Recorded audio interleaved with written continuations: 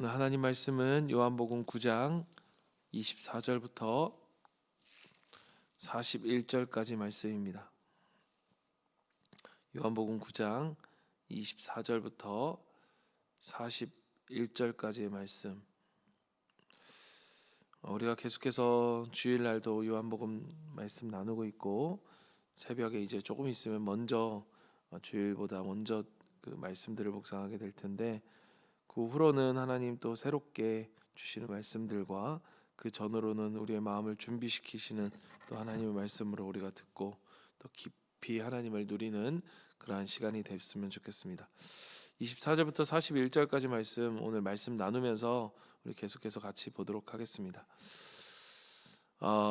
세상에는 아주 기이하고 슬픈 병들이 좀 있습니다.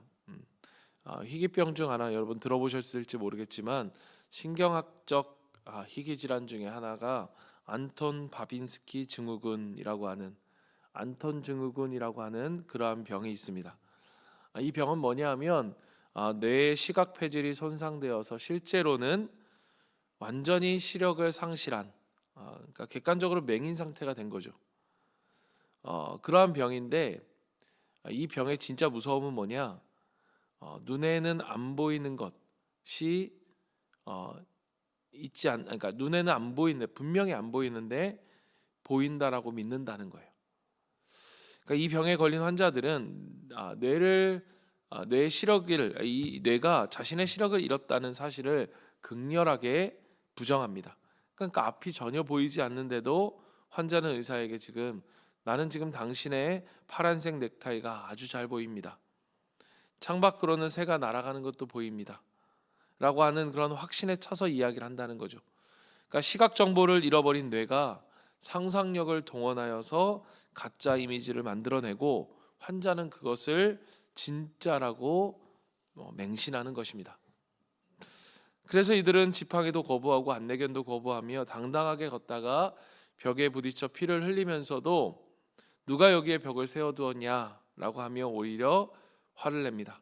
그러니까 내가 보지 못한다는 것, 내가 맹인이라는 것을 인정하지 않기 때문에 어떠한 도움도 어떠한 치료도 거부한 채 캄캄한 어둠 속을 확신에 차서 걸어가는 그러한 질병이 바로 이 안톤 증후군이라고 하는 질병이다라는 것이죠. 오늘 요한복음 9장의 후반부의 법정, 우리가 지금 이 장면을 법정과 같다고 하면 바로 이 치명적인 영적 안톤 증후군에 걸려서 서서히 죽어가는 사람들과 평생 앞을 보지 못했지만 이제는 비로소 진짜 빛을 보게 된 한 사람의 이 기가 막힌 영적인 대결이 펼쳐지고 있는 것입니다. 그러니까 우리는 이러한 팽팽한 긴장감 속에서 과연 진정한 눈먼 자는 누구이고 눈을 뜬다는 것은 어떤 의미인지를 우리가 함께 추적해 보고자 합니다. 예수님께서 날 때부터 맹인이었던 사람의 눈을 고쳐주셨습니다. 창세 이후로 들어본 적이 없는 그러한 전대미문의 기적이었고, 우리가 주일날도 이야기했지만 메시아가 오셨다라는 가장 강력한 증거가 눈앞에 펼쳐지고 있었던 거예요.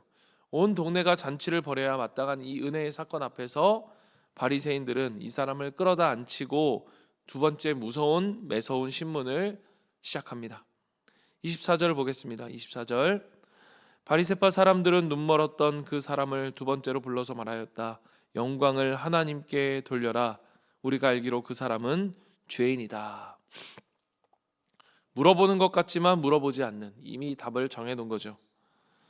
왜냐하면 안식일에 눈을 뜨게 했기 때문에 예수는 그 사람은 율법을 어긴 죄인이라는 것입니다. 그들이 가지고 있었던 신학적 프레임에, 그런 완고한 교리적 틀 안에서 눈앞에 있는 이 압도적인 치유의 그 생생한 현실조차도 부정되어야만 했습니다. 이때 평생을 길거리에서 구걸하며 짓밟히고 살았던 한 맹인, 비천한 거지, 그 거지가 당대 최고의 지성인들이요 권력자이든 바리새인들을 향해 아주 단순하고도 치명적인 논리로 반격을 시작합니다. 25절 말씀입니다. 그는 이렇게 대답하였다. 나는 그분이 죄인인지 아닌지는 모릅니다. 다만 한 가지 내가 아는 것은 내가 눈이 멀었다가 지금은 보게 되었다는 것입니다. 그는 신학적 논쟁을 하지 않습니다. 아니, 피합니다. 다만 자신이 경험하였던 부인할 수 없는 은혜의 사실, 은혜의 팩트 하나만을 그들에게 던집니다. 나는 당신들이 말하는 복잡한 교리는 모릅니다. 그러나 내가 맹인이었다가 지금 눈을 뜨고 당신들을 보고 있다는 이 사실, 이 은혜의 현실 하나만은 분명합니다. 분명히 알고 있습니다. 그 대답을 들은 바리새인들은 어땠습니까? 당황했죠. 그들이 펼칠 논리가 궁색해지자 26절에서 그 사람이 내게 한 일은 무엇이냐? 라고 하며 이미 들었던 질문을 반복합니다. 이때 그의 답변은 놀라울 정도로 날카롭고 도발적인데요. 27절에 보면 내가 이미 말했는데도 듣지 않더니 왜 또 묻습니까? 여러분들도 그분의 제자가 되려 하십니까? 이 말을 들은 바리새인들은 분노합니다. 분노해서 욕을 퍼붓습니다. 28절과 29절이 그거죠. 너는 그 사람의 제자이나 우리는 모세의 제자라. 우리는 이 사람이 어디에서 왔는지를 알지 못하노라. 그가 그들을 향해 영적인 직격탄을 날립니다. 30절부터 33절의 말씀은 저는 개인적으로 복음서 전체를 통틀어 가장 사이다 같은 그러한 웅변이 아닐까. 30절부터 33절 말씀 보십시오. 그분이 내게 내 눈을 뜨게 해주셨는데도 여러분은 그분이 어디에서 왔는지 모른다니 참 이상한 일입니다. 하나님께서는 죄인들의 말을 듣지 않으시지만 하나님을 공경하고 그의 뜻을 행하는 사람의 말을 들어주시는 줄을 우리는 압니다. 나면서부터 눈먼 사람의 눈을 누가 뜨게 하였다는 말은 창세로부터 이제까지 들어본 적이 없습니다. 그가 하나님께로 오신 분이 아니라면 아무 일도 하지 못하셨을 것입니다. 여러분, 이 기가 막힌 역전의 드라마, 율법의 박사들은 아무것도 보지 못하고 쩔쩔매고 있는데 평생 율법 한 줄 읽어볼 수 없었을 것 같은 이 맹인 거지는 눈앞의 기적을 통해 구속사의 핵심을 꿰뚫어 보고 있는 거예요. 은혜를 경험한 자의 선명한 시야가 교만의 눈먼 자들의 어두움을 무참히 깨트린 것입니다.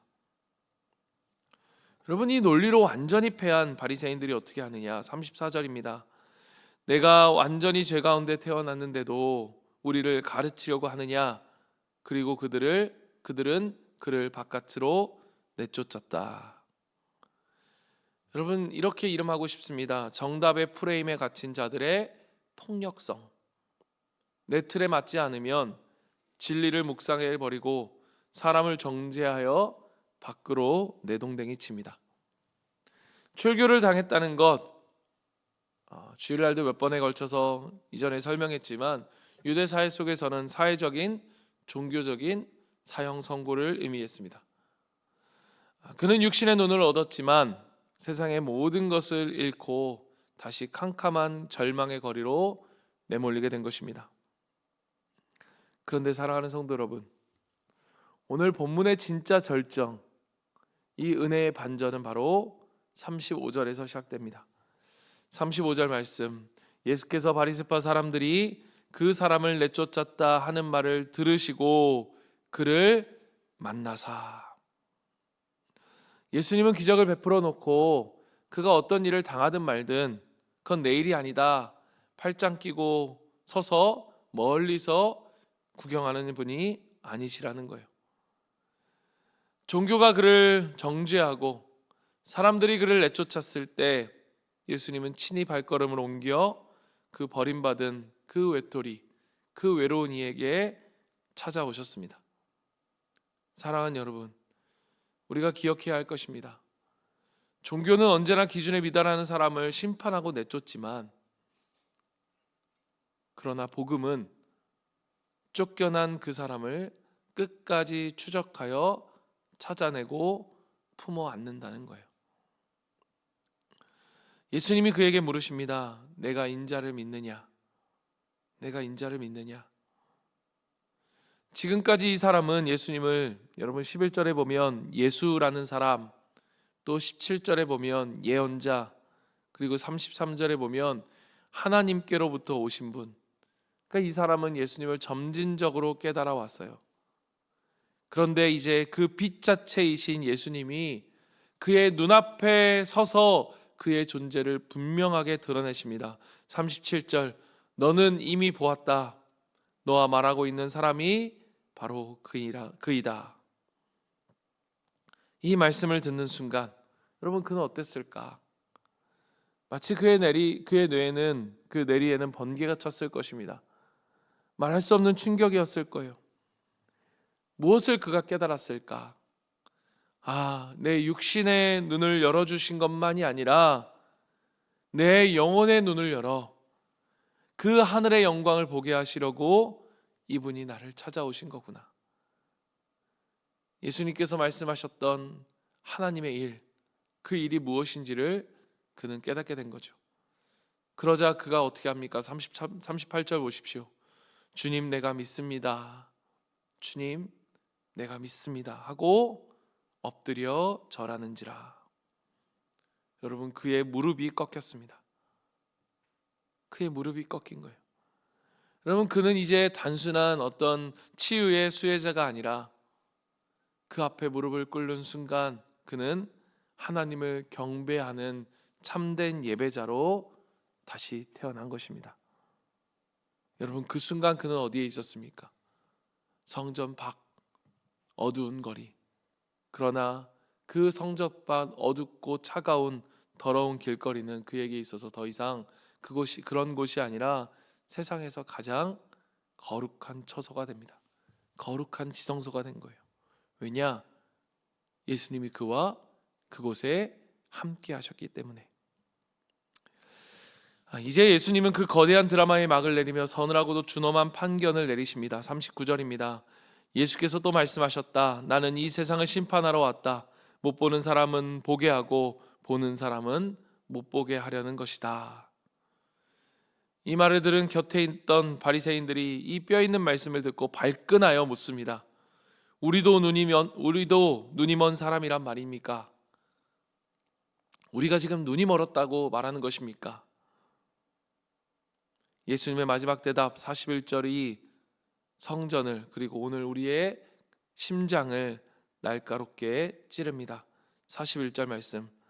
너희가 눈이 먼 사람이라면 도리어 죄가 없을 것이다. 그러나 너희가 지금 본다고 말하니 너희의 죄가 그대로 남아있다. 서론에서 말씀드린 영적 안톤 증후군의 참혹한 결말이 여기에 있습니다. 바리새인들은 율법을 암송했고 일주일에 2번씩 금식했으며 스스로를 백성의 영적인 지도자요 빛이라고 확신했습니다. 우리로 말한다면 교회 다닌 지 20년 됐고 직분도 받았고 할 수 있는 삶 공부는 다 했고 그들은 우리는 다 안다, 우리는 다 본다고 자부했습니다. 바로 그 치명적인 착각, 그 영적인 교만이 진리이신 예수 그리스도를 보지 못하게 만들었고 결국 그들은 영원한 어둠 속으로 멸망으로 끌고 가버린 것입니다. 사랑하는 우리 성도 여러분, 오늘 우리는 하나님 앞에서 스스로 이 무거운 질문을 던져보아야 합니다. 나는 정말로 영적으로 눈뜬 자인가? 나는 정말로 이 영적으로 눈뜬 자인가? 아니면 눈이 멀었음에도 본다고 착각하며 살아가고 있지는 않는가? 우리가 신앙생활을 오래 하다 보면 어느새 성경의 지식이 쌓이고 교리의 그러한 생리를 알게 되고 내 안에 나름의 견고한 신학적 틀이 세워집니다. 물론 여러분, 그것 자체는 너무너무나 귀한 것입니다. 그러나 그것을 넘어서 나는 이제 다 알고 있어. 나는 설교를 들을 만큼 들었어. 나는 볼 만큼 보았어. 그것이 우리의 지식이, 우리의 경험이 교만으로 굳어지는 순간 우리는 하나님의 생생한 은혜를 부정하고 남을 정죄하는 영적 안톤 증후군 환자가 되고 말아버립니다. 사랑하는 성도 여러분, 십자가의 은혜는 아무것도 보지 못하는 소망 없는 맹인입니다 라고 자신의 영적 상태, 영적 파산의 상태를 인정하고 통곡하는 자에게만 흘러 들어옵니다. 빛으로 오신 예수님은 오늘 새벽에도 스스로 본다라고 말하는 교만한 자들을 지나쳐 주님, 여전히 저의 눈은 보지 못합니다. 저는 눈먼 자입니다. 주님, 내 눈을 열어 주옵소서라고 엎드리는 가난한 심령을 찾아갑니다. 오늘 하루 사랑하는 우리 성도님들, 우리의 올가매고 있는 우리의 양박한 이 지식과 또 판단의 프레임을 십자가 앞에 모두 깨어버립시다. 내 힘으로 보려고 하는 모든 시도를 멈추고 빛이신 주님께서 우리의 영혼의 눈을 열어 온 세상에 충만한 하나님의 영광과 은혜를 묵도하게 하시는 그러한 참된 빛의 자녀들로 살아가는 저와 여러분 우리 모두가 되기를 주님의 이름으로 간절히 축원합니다. 아멘.